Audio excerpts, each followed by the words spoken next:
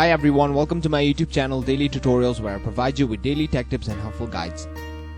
In this tutorial, I'm going to show you how you can enroll for an online banking account in Barclays Bank.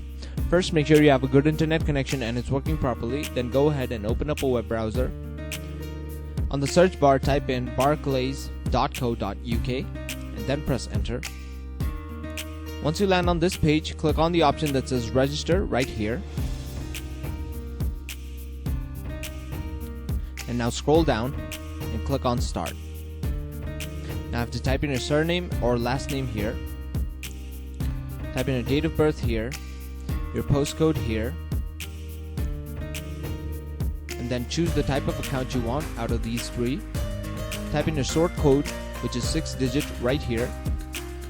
Type in your card number, which is 16 digits right here. Type in your email address here.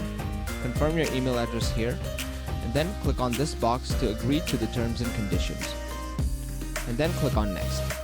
Once you click on next, you should be directed to another page where they'll further guide you on how you can enroll for an online banking account in Barclays Bank.